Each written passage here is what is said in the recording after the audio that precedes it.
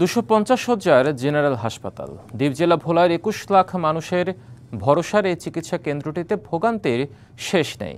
ঘণ্টার পর ঘণ্টা লাইনে দাঁড়িয়ে থেকেও মিলছে না কাঙ্ক্ষিত সেবা। অনিয়মিত উপস্থিতি ও খামখেয়ালির অভিযোগ আউটডোরের চিকিৎসকদের বিরুদ্ধে। নানা অজুহাতে রোগীদের পাঠানো হচ্ছে বাইরের ডায়াগনস্টিক সেন্টারে। ভোলা সদর জেনারেল হাসপাতালের আউটডোরে গিয়ে দেখা যায় dental surgeon doctor Mohammad Shahin Chowdhury কক্ষে নেই, কিন্তু তার টেবিলে চলছে স্টাফদের আম কাঁঠাল খাওয়ার আয়োজন। অথচ বাইরে লাইনে দাঁড়িয়ে রোগী আর স্বজনরা, অনেকেই আবার দাঁড়াতে না পেরে বেঞ্চে বসে আছেন অসহায়ভাবে। এই দৃশ্য ধরা পড়ে টিভিসি নিউজের ক্যামেরায়।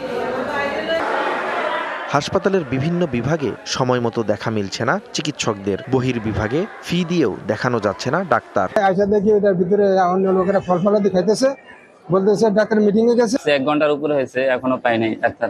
চিকিৎসা সেবার এই দৈন্য দশায় বিপাকে রোগীরা। ডায়ালগ সুবাসিত টয়লেট ক্লিনার, যার পাওয়ার প্লাস ফর্মুলা টয়লেটের কোনায় কোনায় পৌঁছে 99.99% জীবন ধ্বংস করে। রিমার্ক, প্রায় 1 ঘন্টার মতো হয়ে গেছে, ডাক্তার নাই। 1 নম্বরে গেছি, 1 নম্বর থেকে একবার 8 নম্বরে যাও, 8 নম্বর এলে এখানে কোনো ডাক্তার আসবে না, 1 নম্বরেই যাও।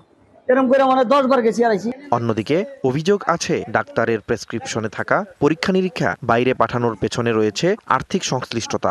আমাকে টেস্টটা লেখাই দিয়েছে, ওনার যে কর্তৃপক্ষ লোক থাকে সাথে, উনি রেফারেন্স করে এখান থেকে, ওনারা এখান থেকে পার্সেন্টেজ খায়। জানা যায় 2019 সাল থেকে হাসপাতালটিতে জনবল সংকটে ব্যাহত হচ্ছে স্বাস্থ্যসেবা। 60 জন ডাক্তারের স্থলে তত্ত্বাবধায়ক ও আবাসিক মেডিকেল অফিসার সহ বর্তমানে কর্মরত আছেন মাত্র 28 জন।